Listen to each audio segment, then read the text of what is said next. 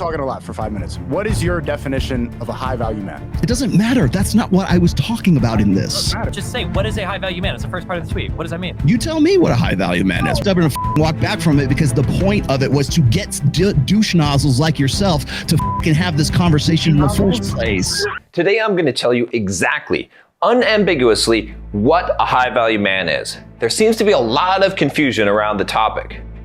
But I'm seeing here that everyone here kind of has a different interpretation. Wait, that's not true. All four of us probably roughly agree on what makes you high value. No, we don't. I don't having think like some amount of like physical fitness, having some amount of like social status, having some amount of financial success, and having some level of success with your family and friends. We all roughly agree on that, right? Okay. If you have those four things in check, you're probably a high value man. No.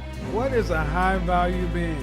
What's a high value man to you? Bill Gates, is he high value? He fails in every other metric. Facts. This is what people don't understand. I think like I'm a pretty like high value man, like a good.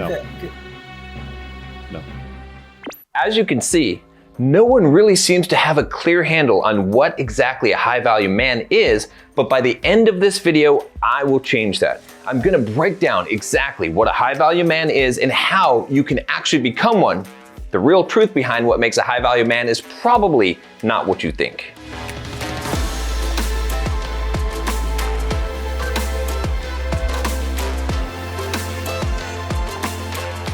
Most people think that what makes a high value man are the things he has. The common conception of a high value man is probably a man who has lots of money, has access to many women, and has a high degree of physical prowess. Money, muscles, and game, as some people call it.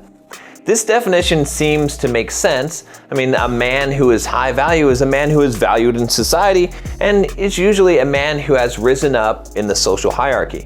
But does it really make sense to define a high value man solely by external factors which could change and vary from culture to culture? I'm more concerned with defining what makes a universally high value man. A man who is high value no matter where he goes or what the circumstances of his life happen to be. I would argue that the things society usually considers hallmarks of a high value man, such as women, status, and money, are not actually what makes a man high value, but instead are often the results of being a high value man.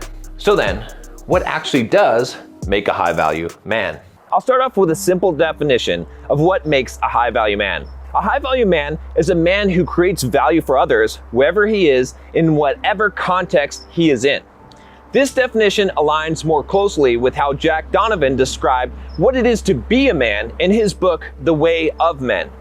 Simply put, being a high value man is not having a lot of money. It's not having a hot wife or girlfriend or having success with a lot of women. It's not being ripped or being jacked. It's not other people's opinion of you, although that does play a part. Being a high value man is being a man who creates value for other people wherever he goes.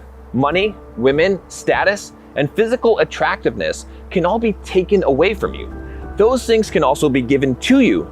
Therefore, those things themselves cannot make a man high value. Instead, what cannot be taken from you and what truly must be built to become a man of high value is your character or who you are. A high value man is always high value, no matter his present circumstances, because he creates value. Remember that what you are afraid of losing is not yours. Marcus Aurelius. The biggest problem with most of being a high value man, but not the actual things that cause a man to become high value. Would we consider a trust fund baby who was genetically gifted with perfectly chiseled features, who lacked any degree of emotional intelligence, was weak, and had no discipline or self-control to actually be a man of high value? Society might be initially fooled into believing this man was high value, but would he actually be high value?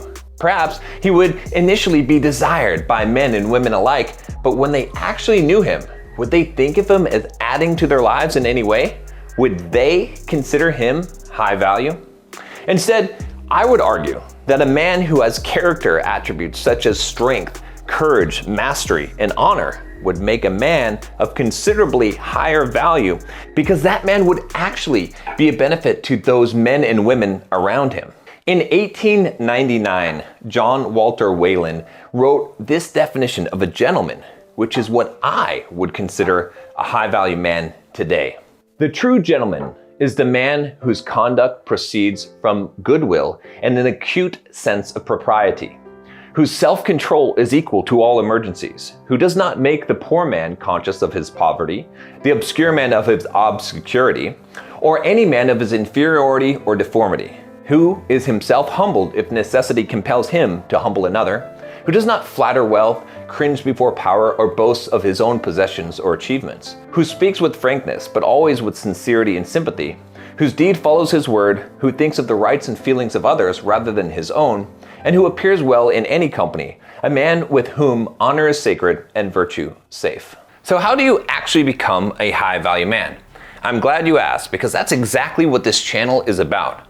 I believe it starts with getting rid of the victim mindset and instead taking personal responsibility for your life. If you want me to make a more comprehensive video detailing exactly how you can become a high-value man and get the results of being a high-value man, give this video a like and leave a comment down below.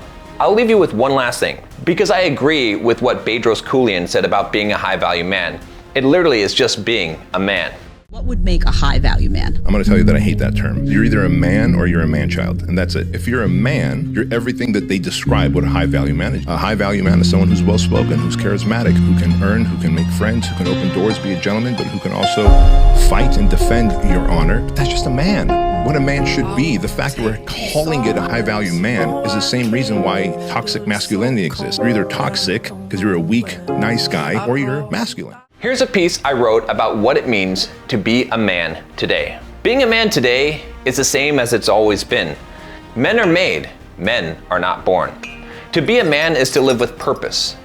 To be a man is to trust in your own judgment and experience over everything and everyone. It's to accept full responsibility for your life and to choose to reject the victim mindset. To be a man is to feel deeply, but not allow those feelings to control your action. To be a man is to choose your own way. To be a man is to live by your own principles instead of those dictated to you. To be a man is to take risk, to have courage, to fight when necessary, make peace when possible. To be a man is to reject weakness, but embrace vulnerability. To be a man is to step up, lead, protect, take action, and make decisions. To be a man is to accept the consequences of your actions, good or bad. To be a man is to bring your gift to the world in love, even if the world rejects your gift, even if you are crucified for it. To be a man is to be respected by other men, to have status among your peers, among your tribe. A man is not swept away by emotion. A man has emotional mastery. He feels the emotion but does not let it get a hold of him. A man looks with disdain at handouts and pity. A man only accepts what he has rightfully earned. To be a man is to never be finished, never put the guard down, never drop the gloves, fighting the battle anew each day. Above all else, a man seeks freedom. A man makes freedom in his life by conquering himself and exercising his own will. Share this video if you agree.